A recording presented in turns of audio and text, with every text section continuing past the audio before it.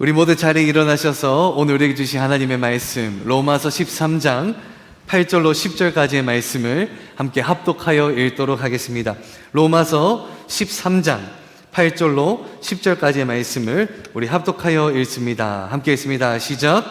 피차 사랑 빛 외에는 아무에게든지 아무 빛도 지지 말라. 남을 사랑하는 자는 율법을 다 이루었느니라. 간음하지 말라, 살인하지 말라, 도둑질하지 말라, 탐내지 말라 하는 것과 그 외에 다른 계명이 있을지라도 내 이웃을 내 자신과 같이 사랑하라 하신 그 말씀 가운데 다 들었느니라. 사랑은 이웃에게 악을 행하지 아니하나니 그러므로 사랑은 율법의 완성이니라. 아멘. 자리에 앉으시겠습니다. 제가 기도하고 말씀 이어 증거하도록 하겠습니다. 하나님, 이 시간 로마서 13장의 말씀을 듣기 원합니다. 하나님의 말씀이 능력의 말씀으로 온전히 선포되게 하시고 그 선포된 말씀에 뿌리를 내려 열매 맺는 우리 남원주 침례교회 모든 성도들 되게 하여 주옵소서. 우리 주 예수 그리스도의 귀하신 이름으로 기도드립니다. 아멘. 우리가 잘 알고 있는 속담이 있죠. 말 한마디로 몇 양빛을 갚는다? 천냥빛을 갚는다. 이 살다 보면 정말 한마디로 사람의 기분을 들었다가 놓기도 하고 말 한마디로 사람에게 힘을 주었다가 뺏기도 합니다. 한 유치원 집 앞에서 선생님들이 분주하게 아이들을 하원시키고 있었는데 한 중년의 남성분이 이렇게 오는 거예요. 그래서 중년의 남성이 아이를 데려가기 위해서 어린이집에 띵동 하고 벨을 눌리고 땡땡이 데리러 왔어요 라고 이야기를 합니다. 선생님이 땡땡이를 데리고 나오면서 신발집에서 그 신발 입구에서 신발을 신겨주면서 안녕하세요 인사를 하고 그 선생님이 아이에게 이렇게 이야기합니다. 우리 땡땡이 좋겠네. 오늘 할아버지 오시고. 근데 그 아이가 대답합니다. 선생님, 할아버지 아닌데요? 아빠인데요. 이거 대형 사고거든요. 이거는 아마 그 순간이 있었더라면 정말 곤혹일 겁니다. 이거 뭐 말 한마디로 천냥빛을 갚아야 되는데 지금 천냥빛을 쥐게 생긴 거예요, 지금. 그럼 이때는 어떻게 얘기하는가? 이 중년의 남성분이 오지 않습니까? 그러면 이 선생님이 뭐라고 얘기해야 되냐면, 어떤 분이 오더라도 아, 우리 땡땡이 좋겠네. 오늘은 누가 오시고? 아빠가 오시고. 그러면 진짜 아빠가 오면은 본전이고 할아버지가 오면은 아이고 저 아빠 아니에요, 할아버지예요, 허허허 하지만 기분이 어떻습니까? 기분이 좋거든요. 이게 한 단어만으로도 사람의 기분을 들었다가 놓기도 한단 말이죠. 이 말은요 사람을 살리는 힘이 있습니다. 또 한 가지 예시로 수영장으로 가봅시다. 젊은 청년이 처음 수영 강사 자격증을 따가지고 이 수영의 한 클래스를 맡게 됩니다. 수영 클래스를 맡았는데 오전반이에요. 그래서 오전반 클래스를 갔더니 그 클래스 오전 시간대에는 이 중년의 여성들이 많단 말이죠. 이 청년이 갔더니 다 거의 어머니 뻘의 이 분들이 많은 거예요. 그때 이 강사가요, 아줌마 하면 큰일 나겠죠. 아무리 어머니 뻘이라 해도 아줌마 하면 큰일 난단 말이죠. 근데 이 이 젊은 강사가 어머니 해도 기분 나쁘다는 거예요. 그럼 여기서 한 가지 질문. 아줌마 해도 안 되고 어머니 해도 안 되고 도대체 이 어머니 뻘 되는 이 분에게 이 젊은 강사는 뭐라고 불러야 될까요? 잠깐만요. 제가 젊은이나 좀 틀릴 거야. 혼날 것 같은데요.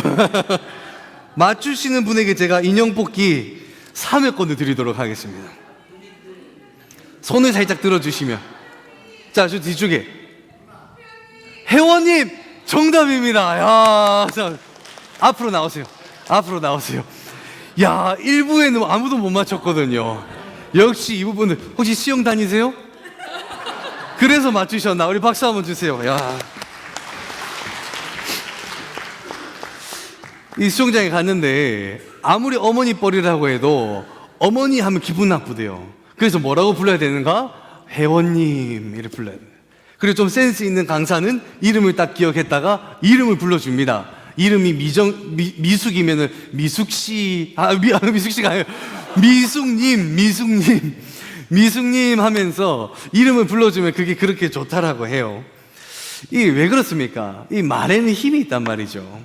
사람의 마음으로 움직이기도 하고, 한 사람을 살리기도 하고, 반대로 이렇게 죽이기도 하는 이 힘을 갖고 있는 것이 우리의 말입니다. 성경에서도 마찬가지인데요. 잠언 18장 21절 우리 같이 한번 읽어봅니다. 시작. 죽고 사는 것이 혀의 권세에 달렸나니. 사람이 죽고 사는 것이 무엇의 권세에 달렸다라고 이야기합니까? 혀의 권세. 우리가 이 혀를 통해서 말하는 말은 힘이 있기 때문에 사람을 죽이기도 하고 살리기도 한다는 거예요. 또 마찬가지로 에베소서 4장 29절 같이 한번 읽어봅니다. 시작. 무릇 더러운 말은 너희 입 밖에도 내지 말고 오직 덕을 세우는 데 소용되는 대로 선한 말을 하여 듣는 자들에게 은혜를 끼치게 하라. 아멘. 예수 믿는 너희는 더러운 마음이 너희 속에 있다 하더라도 그것을 너희 입 밖으로 내지도 말고 너희 입은 오로지 덕을 세우고 선한 말을 하는데 힘써서 은혜를 끼치라라고 이야기를 하고 있죠. 왜요? 말에는 힘이 있기 때문에. 그래서 우리는 항상 이 말을 선하게 지혜롭게 이야기해야 됩니다. 올해 우리 교회 표어가 무엇입니까? 같이 한번 읽어볼까요? 시작. 모든 것을 살리는 예배를 회복하라. 그러면서 올 초에 여러분과 한 가지 캠페인을 시작했죠. 모든 것을 살리는 예배가 우리 교회에 온전히 세워지기 위해서는 한 가지 캠페인을 진행해야 된다라고 하면서 진행했던 캠페인이 있는데 그 캠페인 기억나십니까? 어떤 것은 근절하고 어떤 것만 하자라고 했었는데 부정적인 말은 근절하고 어떠한 말만 하자? 긍정적인 말만 하자. 어떻게 여러분 잘 이행하고 계십니까? 이 모든 것을 살리는 예배는요, 예배를 통해서 한 영혼이 회복되고 그 다음 한 가정이 회복되고 한 공동체가 회복되는데 이 회복이 일어나기 시작할 때 가장 먼저 열매로 나타나는 것이 있는데 그 열매로 나타나는 것이 뭔가 하니까 바로 이 긍정의 말이라는 거예요. 긍정적인 말을 뛰어넘어 사람을 살리는 말을 하게 됩니다.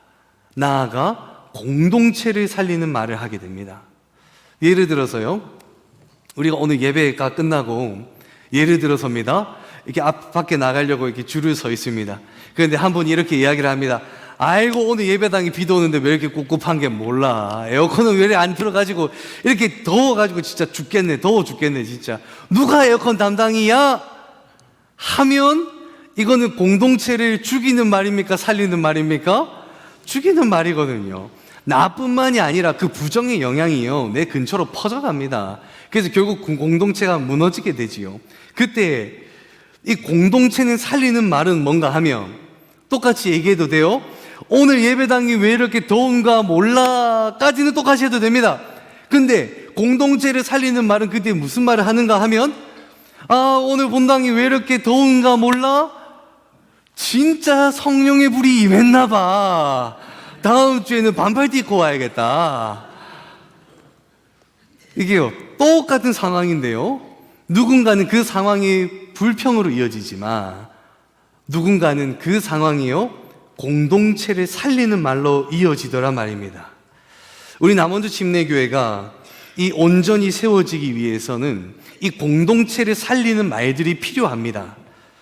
그리고 이 공동체를 살리는 말을 하는 성도님들이 우리 남원주 침례교회 모든 성도님들 되기를 예수님의 이름으로 축원합니다. 그러면서 오늘 본문 말씀에서는 우리가 왜 이렇게 공동체를 살리는 말을 해야 되는가에 대한 이유 세 가지에 대해서 이야기하고 있는데요, 오늘은 그 이유들에 대해서 집중하며 말씀을 전하고자 합니다. 첫 번째 이유 같이 한번 읽어볼까요? 첫 번째 시작. 우리는 사랑의 빚을 졌습니다. 우리는 사랑의 빚을 졌다라고 이야기합니다. 오늘 본문 8절 같이 읽어봅니다. 시작. 피차 사람의 빚 외에는 아무에게든지 아무 빚도 지지 말라. 남을 사랑하는 자는 율법을 다 이루었느니라. 아멘. 로마서에 너희가 서로에게 빚을 지지 말라라고 이야기를 하면서도 딱 하나의 예외를 두었어요. 그 예외가 무엇의 빚이라고 이야기합니까? 사랑의 빚. 너희가 빚지지 말되 사랑의 빚은 예외로 두어라 라고 했던 그 이유가 뭐냐면 우리가 이미 사랑의 빚을 진 사람들이기 때문이에요. 그 사랑의 빚을 누구에게 졌느냐? 하나님에게. 우리는 하나님에게 이미 사랑의 빚을 진 사람들인 거예요. 우리는 태어나면서부터 이 죄성을 가지고 태어난단 말이죠. 성경에서 이야기합니다. 모든 사람이 죄를 범하였음에 하나님의 무엇에 이르지 못하였더라? 영광에 이르지 못하였더라. 우리 모두는 이 죄를 가지고 태어나는 이 죄인이라고 성경에서 이야기를 합니다. 그리고 그 죄에 대한 대가는 죽음이라고 이야기를 하고 있죠. 아무리 사람이 능력이 뛰어나도 해도 자신의 죄의 문제를 해결할 수 없어요. 자신이 아무리 이 죄의 문제를 해결하려고 해도 해결할 수 없을 뿐더러 이 구원의 길로 나아가는 그 어떤 과정에서도 우리의 능력이나 행함으로는 불가능하다라고 이야기를 하고 있죠. 우리 모두는 죄를 지었고 이 죄의 문제를 해결할 수 없어서 죽음이라는 심판을 받아야 되는 게 우리였던 거예요. 근데 하나님이 우리를 위해서 구원에 이르는 길을 열어주시죠. 그 길이 누구이십니까? 예수 그리스도. 에베소서 2장 8절 같이 한번 읽어봅니다. 시작. 너희는 그 은혜에 의하여 믿음으로 말미암아 구원을 받았으니 이것은 너희에게서 난 것이 아니요 하나님의 선물이라. 아멘. 하나님은 우리에게 길을 열어주시며 너희가 이 길을 통해서 구원을 얻을 수 있다라고 하시며 이 길이 너희에게 하나님의 무엇이라고 이야기합니까? 선물이라고 이야기를 합니다. 값을 주고 얻은 것도 아니고 대가를 치른 것도 아니고 그냥 값없이 주시는 하나님의 선물. 이것을 우리는 은혜라고 부릅니다. 로마서 5장 8절 같이 한번 읽어봅니다. 시작. 우리가 아직 죄인 되었을 때에 그리스도께서 우리를 위하여 죽으심으로 하나님께서 우리에 대한 자기의 사랑을 확증하셨느니라. 아멘. 하나님의 사랑은요, 우리가 평생을 갚아도 갚을 수 없는 사랑이에요. 왜 이 사랑이 빚진 자라고 표현하느냐? 하나님의 사랑은 예수의 생명을 통해서 주신 사랑이란 말이죠. 그래서 우리가 이 사랑을 아무리 갚으려고 해도 생명의 값을 치르고 우리에게 주신 사랑이기 때문에 우리가 이 땅을 살아가는 동안 그 사랑을 하나님 앞에 다 갚을 길이 없는 거예요. 그래서 하나님이 이야기하시죠. 너희는 나의 사랑에 빚진 자다. 은혜를 경험하지 못한 성도들은요, 이 사랑의 깊이가 얼마나 깊은지 모릅니다. 하지만 은혜를 경험해 본 성도는요, 이 사랑의 깊이가 얼마나 크고 놀라운지를 압니다. 그래서 이러한 찬양이 있죠. 그 사랑 얼마나 아름다운지, 그 사랑 얼마나 날 부욕해 하는지, 그 사랑 얼마나 크고 놀라운지를, 그 사랑 얼마나 나를 감격하게 하는지. 아멘. 하나님의 그 큰 사랑을 우리가 깨닫게 되면 그 큰 사랑으로 말미암아 우리의 입술에서 사랑의 고백이 나오고 우리의 입술에서 한 영혼을 살리고 한 가정을 살리고 나아가 공동체를 살리는 말을 하는 줄로 믿습니다. 남원주 침례교회 성도 여러분, 우리는 하나님께 빚진 성도라는 것을 반드시 기억하기를 주님의 이름으로 축원합니다. 그리고 두 번째 이유가 무엇이냐? 같이 한번 읽어봅니다. 시작. 사랑은 명령입니다. 사랑은 명령이라는 거예요. 오늘 본문 9절 같이 읽어봅니다. 시작. 간음하지 말라, 살인하지 말라, 도둑질하지 말라, 탐내지 말라 한 것과 그 외에 다른 계명이 있을지라도 내 이웃을 내 자신과 같이 사랑하라 하신 그 말씀 가운데 다 들었느니라. 아멘. 9절에서 명확하게 이야기하고 있죠. 간음하지 말라, 살인하지 말라, 도둑질하지 말라, 탐내지 말라. 근데 이러한 명령이요, 우리에게 굉장히 익숙합니다. 여러분이 가지고 있는 성경책에 보면요, 제일 앞이나 뒤쪽에 보면요, 꼭 10계명의 말씀이 나와요. 그 10계명의 말씀의 내용이 방금 9절에 이야기했던 내용인데, 간음하지 말라 10계명의 제7계명이죠. 살인하지 말라 10계명의 제6계명이죠. 도둑질하지 말라 10계명의 제8계명이죠. 탐내지 말라 10계명의 10계명이죠. 하나님은 이 계명과 같은 율법들을 통해서 이스라엘 백성들을 다스릴 때가 있었단 말이죠. 그때가 언제냐면 구약시대였어요. 구약시대는 하나님이 10계명들과 같은 율법으로 하나님의 백성들을 다스렸는데, 그때의 법이 무엇이 있었냐면 도덕법과 의식법과 시민법이 있었어요.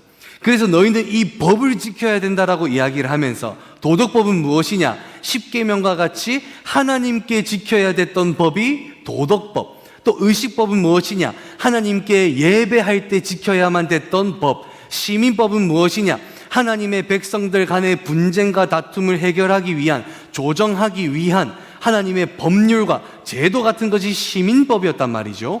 구약 시대에는 하나님이 이러한 법들로 하나님의 백성들을 다스렸어요. 법으로 내 앞에 나오라라고 말씀하셨단 말이죠. 근데 문제가 뭐냐면, 이러한 법들로 옳고 그름은 명확하게 나누어질 수 있었어요. 어떠한 행동이 죄고 아니고는 명확하게 구분이 됐는데, 어떠한 부작용이 생기는가 하니까 바리새인들과 같은 사람이 나타나는 거예요. 겉으로는 법을 잘 지킵니다. 그런데 이 마음으로는 딴 마음을 품고 있는 거예요. 하나님 앞에 옳은 마음을 가지라고 법을 줬더니 이 법을 지키는 데만 의존한 나머지 그들의 마음을 지키지는 않았던 거예요. 그래서 하나님이요, 이러한 모든 법에 대한 문제를요, 예수 그리스도로 다 해결하셨어요. 이제는 너희가 도덕법, 의식법, 시민법 다 괜찮다. 이제는 딱 2가지만 지켜라라고 말씀하시거든요. 안 지켜도 된다. 이제는 딱 2가지만 지켜라라고 명령하시며 하신 말씀이 뭐냐? 마태복음 22장 37절에서 39절. 우리 같이 한번 읽어보겠습니다. 시작. 예수께서 이르시되 내 마음을 다하고 목숨을 다하고 뜻을 다하여 주 너의 하나님을 사랑하라 하셨으니 이것이 크고 첫째 되는 계명이요 둘째도 그와 같으니 내 이웃을 내 자신과 같이 사랑하라 하셨으니. 아멘. 예수님이 명령하시는 거예요. 이제는 이 다른 이전에 있었던 모든 법 잊어버려도 괜찮다. 이제는 딱 2가지만 지켜라. 첫째, 너의 주 여호와 하나님을 사랑하라. 그리고 2번째 계명이 무엇입니까? 내 이웃을 내 자신과 같이 사랑하라. 사랑하라라고 명령하시죠. 하나님을 사랑하고 내 이웃을 사랑하는 건요, 내가 지켜도 되고 안 지켜도 되는 게 아니에요. 하나님이 지켜라라고 명령하신 명령입니다. 왜 이게 이렇게 중요하냐면요, 이게 하나님의 명령임과 동시에 단순히 내가 하나님의 말씀에 순종하는 것을 뛰어넘어 이 2가지의 계명은요, 교회를 세우는 기둥이 되기도 합니다. 교회는요, 하나님의 말씀의 2가지에 대해서 집중합니다. 녹색 같이 한번 읽어볼까요? 하나님 사랑, 이웃 사랑. 교회는요, 하나님을 사랑하고 이웃을 사랑하는 것이 교회를 지탱하는 기둥인 거예요. 이 기둥 밑에 이것을 감당하기 위해서 무엇을 하느냐? 예배도 드리고 목장 모임도 하고 구제와 섬김도 하고 전도와 선교도 하고 제자 훈련을 하는 거거든요. 아무리 제자 훈련을 열심히 한다고 한들 내 이웃을 사랑하지 않으면 교회는 무너집니다. 왜요? 교회를 이루는 기둥은 딱 2가지밖에 없거든요. 하나님을 사랑하고 내 이웃을 사랑하는 것. 한 성도가 저에게 찾아와서 이야기를 합니다. 목사님, 어떤 사람들이 이야기를 합니다. 구약에 있는 율법들 다 안 지켜도 된다라고 이야기를 하는데, 제가 신약을 읽어보고 하니까 구약의 말씀이 율법이 다 사라진 게 아니라 어쩌면 사랑하라라는 그 말 속에 다 녹여져 있는 게 아니에요? 목사님, 제가 잘못되게 생각하는 건가요? 틀린 건가요? 그때 제가 대답을 합니다. 너무나 중요한 이야기를 했습니다. 신약 성경에서는 예수 그리스도가 율법의 완성이다라고 이야기하면서 사랑 또한 율법의 완성이다라고 이야기를 하면서 사랑이 그 모든 율법을 수용하는 가장 주된 하나님이 원하시는 명령이다. 그래서 이 사랑하는 것만으로도 이 율법의 모든 것을 수용할 수 있다. 그래서 결국 뭐냐? 무엇이 답이다? 사랑이 답이다. 사랑하면 모든 것이 해결되고, 사랑하는 것이 하나님이 우리에게 주신 유일한 명령이라는 겁니다. 그래서 이 시간 우리 옆 사람에게 이렇게 한번 고백해 봤으면 좋겠는데요. 주 안에서 사랑합니다 하고 옆 사람과 한번 인사해 보십시다. 주 안에서 사랑합니다.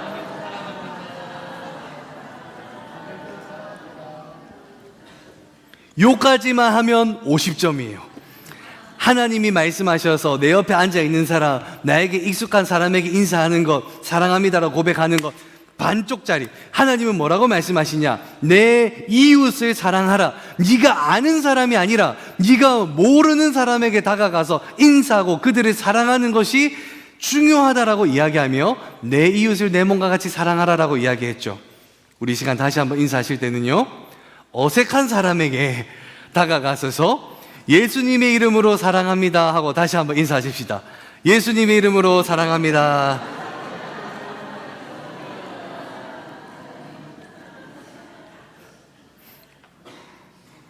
어색하죠? 근데 이 어색함을 이겨내셔야 돼요. 왜? 여기는요, 사회 속에서 있는 클럽과 동아리 활동 모임이 아니라요, 이곳은 예수님의 몸된 교회이기 때문입니다. 교회는요, 하나님을 사랑할 뿐만 아니라 내 이웃을 사랑하는 거예요. 하나님을 알아. 이 자리에 예배하러 우리 모두는 하나님 안에서 한 가족인 겁니다. 사랑하는 성도 여러분, 어색함에도 불구하고 매 주일마다 어색한 사람에게 찾아가서 사랑합니다, 안녕하세요, 반갑습니다, 인사할 줄 아는 사랑을 품은 우리 남원주 침례교회 성도 되기를 주님의 이름으로 축원합니다. 그리고 마지막 세 번째, 이미 다들 눈치채셨겠지만 같이 읽어봅니다. 시작. 사랑은 율법의 완성입니다. 사랑은 율법의 완성입니다. 오늘 보면 10절 말씀 같이 읽어봅니다. 시작. 사랑은 이웃에게 악을 행하지 아니하나니 그러므로 사랑은 율법의 완성이니라. 아멘. 하나님이 우리를 이처럼 사랑하사 독생자 예수를 내어주심으로 말미암아 그 사랑으로 율법을 완성하셨죠. 그리고 우리에게 말씀하십니다. 이 사랑이 율법의 완성이다. 그러니 예수가 그 사랑을 너희에게 몸소 보여주었던 것처럼 너희도 너희 이웃을 사랑하라. 사랑이 핵심이자 사랑이 키포인트라는 거예요. 이것을 우리가 진작에 알 수 있었던 것이 무엇이냐면, 정말 길 가는 사람 붙잡고 물어봐도요, 요거는 알아요. 믿음, 소망, 사랑 중에 제일은 무엇이라? 사랑이라.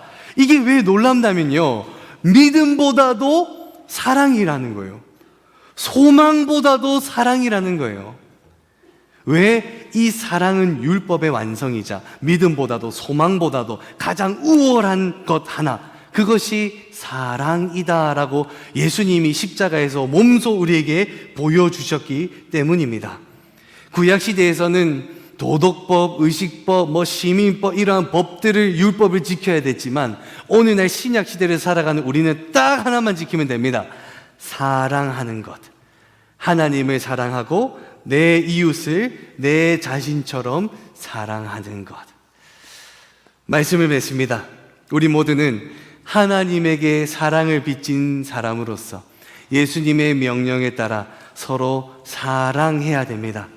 그렇기 때문에 그 사랑의 공동체가 되는 우리 교회에서는 이 공동체를 살리는 말을 해야 될 줄로 믿습니다.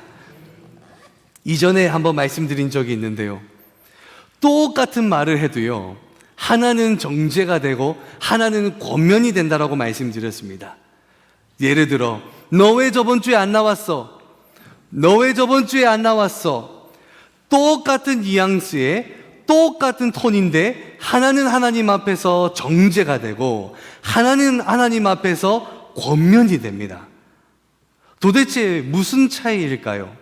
그 차이를 나누는 척도가 되는 것이 하나다라고 말씀드렸는데, 그 척도가 무엇입니까? 아리까리 하시면 안 되는데 요거 한 3번 정도 말씀드렸는데 맞추시는 분에게 3회권을 제가 예배 이후에 드리도록 하겠습니다. 똑같은 말을 해도 하나는 정죄가 되고 하나는 권면이 된다는 거예요. 그 나누는 기준이 무엇입니까? 함지숙 집사님 큰 목소리로 무엇입니까? 정답입니다. 박수 한번 주시죠.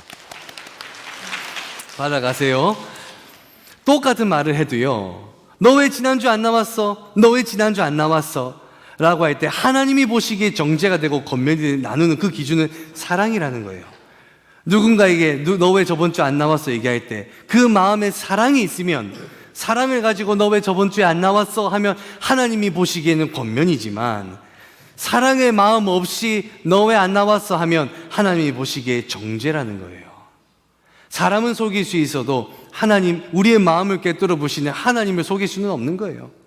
그런 하나님 우리에게 말씀하시는 거예요. 너희 마음속에 사랑을 품어라.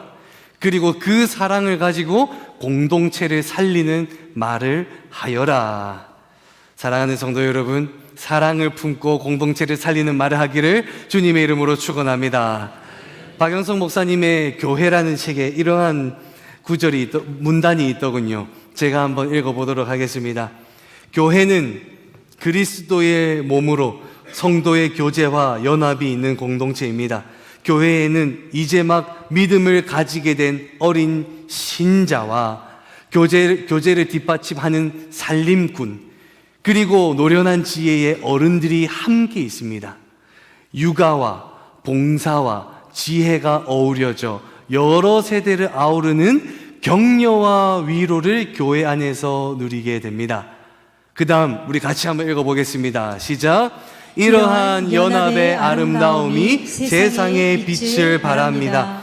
경쟁적이고 적대적인 세상을 향해 교회는 빛과 소망으로서의 책임을 이렇게 감당합니다. 아멘 하기에는 좀 어색하지만, 교회는요, 여러 세대가 연합함으로 이 세상에서 빛과 소망으로서의 역할을 감당한다는 거예요. 우리가 모인 이 장소는요, 세상과 동일한 장소가 아니에요. 예수님이 머리 되시고 예수님의 몸 된 교회입니다. 교회 안에서는요, 경쟁과 평가가 필요 없는 곳이에요.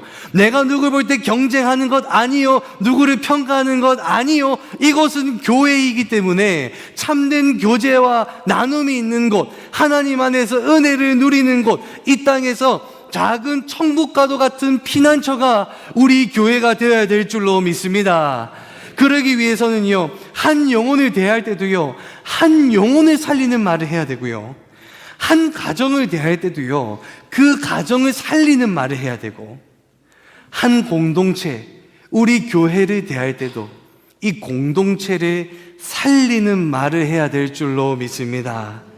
이것이 사랑의 빛인 우리가 하나님 앞에 유일하게 할 수 있는 순종이자 사명인 것입니다. 사랑하는 남원주 침례교회 성도 여러분, 이번 한 주간 여러분의 입술을 통해서 한 영혼이 살아나며 한 가정이 살아나며 나아가 우리 교회가 살아나는 놀라운 역사가 일어나기를 주님의 이름으로 축원합니다.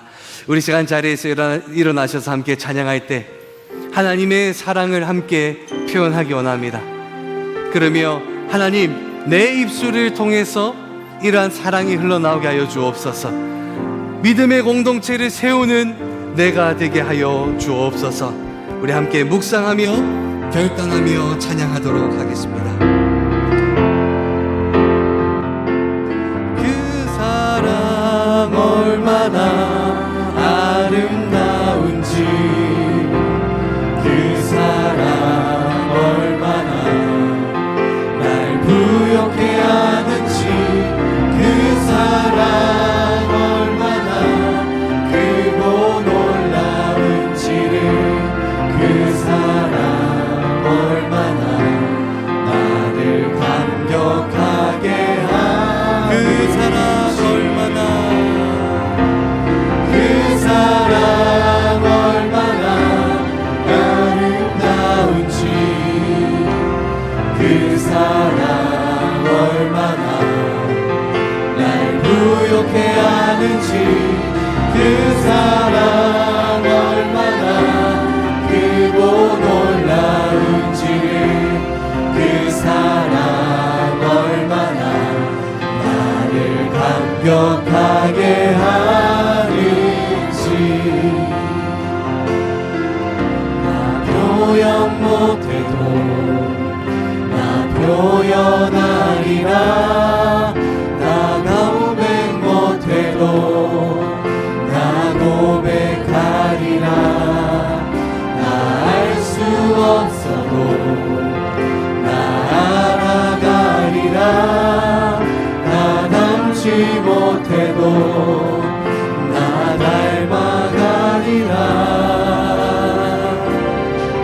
나 표현 못해도 나 표현하리라, 나 고백 못해도 나 고백하리라, 나 알 수 없어도 나 알아가리라, 나 닮지 못해도 나 닮아가리라.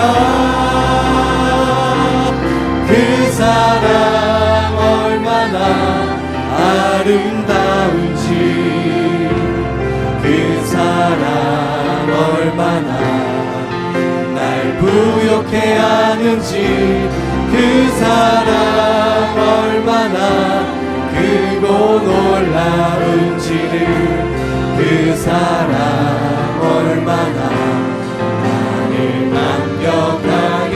다시 한번 고백합니다. 나 표현 못해도, 나 표현 못해도 나 표현하리라, 나 고백 못해도 나 고백하리라, 나 알 수 없어도 나 알아가리라, 나 닮지 못해도 나 닮아가리라, 나 표현 못해도 나 표현하리라, 나 고백 못해도 나 고백하리라, 나 알 수 없어도 나 알아가리라, 나 닮지 못해도 나 닮아가리라.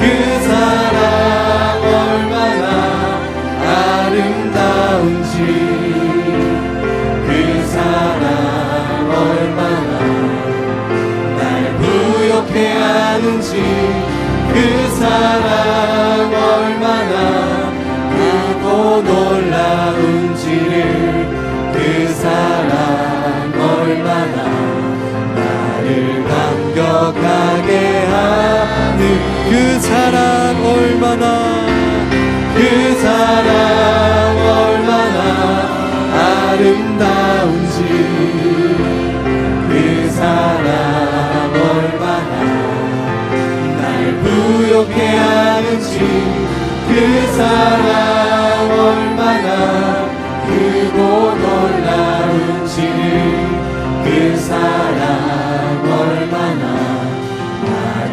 감격하게